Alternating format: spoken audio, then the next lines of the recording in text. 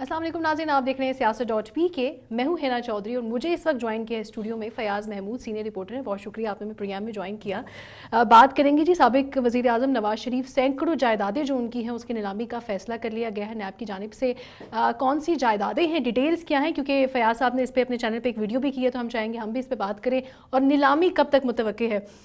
फ़याज़ पहले तो ये बताएं, हमें पता चलता है कभी कुल्फ़ी वाले के अकाउंट से पैसे निकल रहे होते हैं, फिर वहीदा नामी खातून, और फिर जो रावण में जो उनका महल है वो भी फ्रॉड से हासिल किया गया। ये और कौन सी जायदादें हैं जिसके बारे में हम नहीं जानते? हाँ, ये काफ़ी सारी जायदादें हैं जी मियां नवाज शरीफ की जो उनके अपने नाम पे हैं। ये दो मामलात हैं, एक तो मियां नवाज शरीफ के अपने नाम पे जो जायदादें हैं, कुछ ये जायदादें क्यों नीलाम करने की बात की गई है। पहली बात है ये तोशा खाना रेफरेंस है, ये गाड़ियों का रेफरेंस है जिसमें साबिक सदर आसिफ अली ज़रदारी हो गए, यूसुफ रज़ा गिलानी हो गए, इस तमाम एक्यूज़ हैं। तो क्योंकि मियां नवाज शरीफ इसमें पेश नहीं हुए तो उनको इश्तिहारी डिक्लेयर कर दिया गया। तो उसके बाद ये ज़ाब्ता फ़ौजदारी की दफ़ा 88 होती है जिसके तहत कार्रवाई की गई और उनकी जो जायदादें हैं बहक सरकार ज़ब्त कर ली गई। यहाँ तक तो मामला ठहर गया।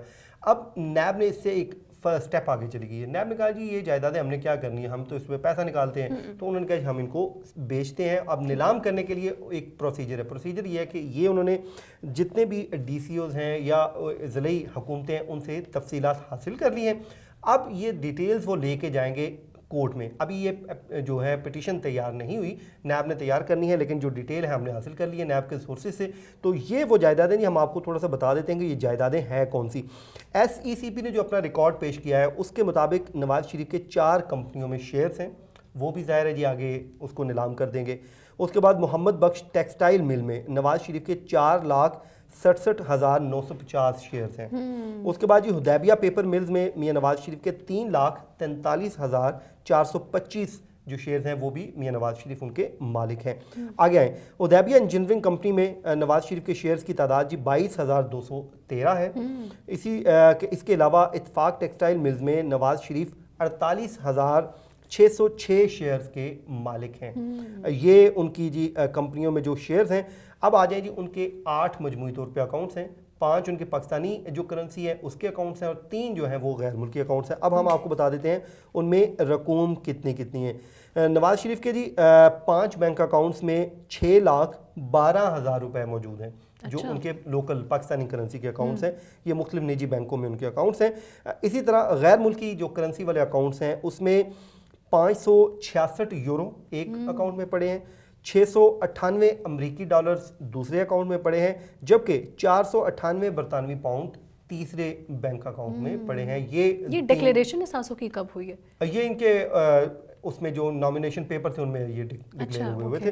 तो इसलिए क्योंकि उनके नाम पे हैं तो अब कानून के तहत नैब ये कहती है कि हम इसको जब्त करके नीलाम भी कर सकते हैं, क्योंकि वो उनके ऊपर ये इतनी पेनल्टी बनती है और वो मफरूर हैं, इश्तिहारी हैं, तो फिर हम वो पैसा इस तरह निकाल लेते हैं जो गवर्नमेंट ऑफ पाकिस्तान का पैसा है।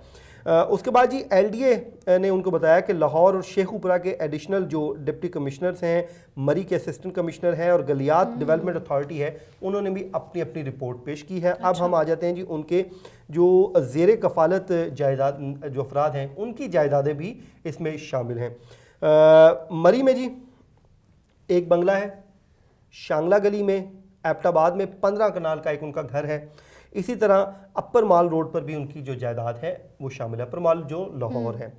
उसके बाद जी मियां नवाज शरीफ और उनके ज़ेरे कफ़ालत अफराद के नाम पे 1752 कनाल जो अराजी है वो ज़रई अराजी है, वो भी शामिल है जिसको नीलाम करना है नैब की जानिब से।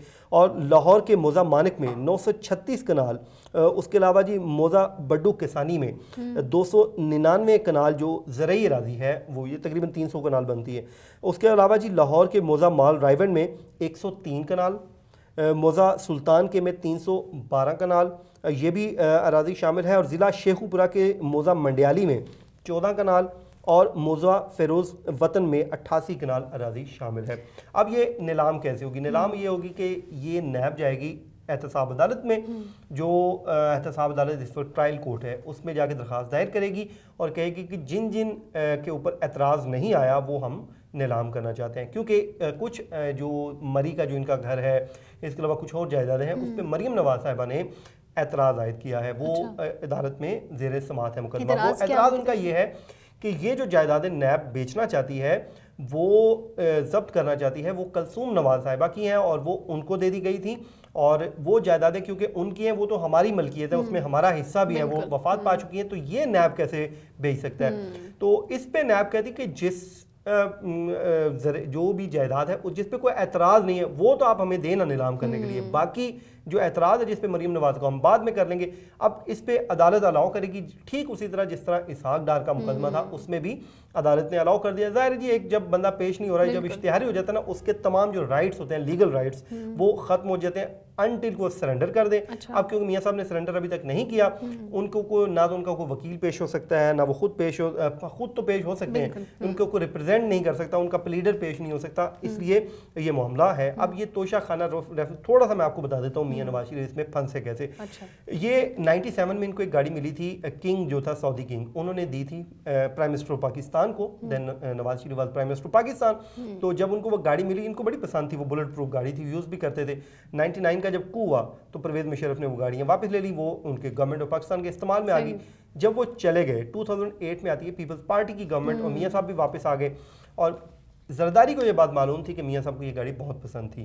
انہوں نے ایک دن ان کو کہا کہ آپ بڑے بھائی ہیں ہمارے, تو یہ جو گاڑی آپ کو ملی تھی آپ یہ گاڑی لے جائیں. میاں صاحب نے کہا کہ ٹھیک ہے, اس کی جو 15% اماؤنٹ ہوتی ہے جو پے کرنی ہوتی ہے, ضروری ہوتی ہے, وہ ہم پے کر دیں گے. تو انہوں نے کہا لو جی اب آپ ہمیں رقمیں دیں گے, آپ جائیں لے جائیں گاڑی. میاں صاحب نے گاڑی مارا سلف اور نکل کے لے گئے. ہاں لے گئے. اب زرداری صاحب تیز آدمی تھے, انہوں نے کہا ہم تو ڈوبے ہیں صنم, تم کو بھی لے ڈوبیں گے. انہوں نے یہ کیا کہ فوراً ایک فون ملایا, اور فون ملایا عبدالغنی مجید کو. عبدالغنی مجید کو کہا کہ بھائی جان یہ گاڑی میاں صاحب کو میں نے دے دی ہے, اس کی جو پیمنٹ ہے وہ آپ کر دیں. انہوں نے کیا کیا, انصاری شوگر مل اور ایک ایون انٹرنیشنل لکی وہ انٹرنیشنل اکاؤنٹ ہے, ان اکاؤنٹ سے وہ رقوم ادا کر دیں. اچھا رقوم ادا ہو گئی. جب یہ معاملہ فیک اکاؤنٹ کیس کا آیا, اس میں جب کھلا تو اس میں پتہ چلا کہ وہ فیک اکاؤنٹ سے میاں نواز شریف کی گاڑی کی بھی پیمنٹ کر دی گئی ہے. یہ جی خبر میں نے نا سب سے پہلے میں نے بریک کی تھی, اس ٹائم نواز شریف اس کا کوئی تعلق ہی نہیں تھا فیک اکاؤنٹ. تو مجھے آفس والوں نے پوچھا تھا بھائی جان آپ کو پتہ ہے یہ آپ کیا دے رہے ہیں, اس کا اس کے سے کیا تعلق. میں نے کہا جی پھنس چکے ہیں, ان کو عبدالغنی مجید نے پھنسا دیا ہے. اس میں زرداری صاحب بھی پھنسے ہوئے ہیں, اس کے علاوہ جو یوسف رضا گیلانی بھی ہیں, عبدالغنی مجید بھی ہیں, اور خواجہ انور مجید بھی ہیں. یہ 5 ایکیوز ہیں. تو اس طرح میاں صاحب اس میں پھنس گئے, وہ فیک اکاؤنٹ سے رقوم ادا کر دی گئی, اور یوں میاں صاحب بھی فیک اکاؤنٹ میں ان کا نام بھی آ گیا, اور یہ اس میں پھنس گئے. اچھا اب یہ جو نیلامی کی بات کریں, یہ نیلامی کا ویسے کیا آفیشیل طریقہ کار کیا ہوتا ہے؟ آفیشیل طریقہ کار یہ ہوگا کہ جب کورٹ ان کو الاؤ کر دے گی کہ آپ اس کو نیلام کر دیں, تو پھر ایک دن مقرر کیا جائے گا بولی کے لیے. وہ نیب اشتہار جاری کرے گا, کہے گا جی یہ پراپرٹی ہے, اس کی اتنی مالیت ہے, تو یہ اس کے لیے جو بولی دہندگان ہوتے ہیں وہ درکار ہیں, وہ آئیں, وہ آ کے بولی دیں. پھر وہ آپ چلی جائیں, میں چلا جاؤں, جو بھی جائے جا کے اس میں پیمنٹ لگائے کہ میں جی اتنے میں لینا خریدنا چاہتی ہوں, یا اتنے میں مجھ سے آپ دیں تو لے لیں, تو وہ میں لے لوں گا. اس میں پھر وہ اس کو سیل کر دیا جاتا ہے جو زیادہ اس کی بولی لگاتا ہے. تو عام طور پہ اس طرح کی جو جائیدادیں ہوتی ہیں بہت کم لوگ خریدا کرتے ہیں, لیکن خریدنے والے خرید بھی لیتے ہیں. لیکن اگر نہ خریدے پھر وہ حکومتیں جو ہیں وہ اپنے استعمال میں لاتی ہیں. جیسے آپ کو یاد ہوگا اسحاق ڈار کا جو لاہور کا گھر ہے, اس کو انہوں نے وہ پناہ گاہ میں چینج کر دیا تھا, تو بولی کے لیے وہاں پہ کسی نیک مقصد کے لیے اس کو یوز کر لیں گے. بہت شکریہ جی. فیاض محمود ہمارے ساتھ موجود تھے اور بڑی ڈیٹیل سے انہوں نے بات چیت کی جو سینکڑوں جائیدادیں ہیں میاں نواز شریف کی. آج کے پروگرام سے اتنا ہی. ہنا چودھری کو اجازت دیجیے گا. اللہ حافظ.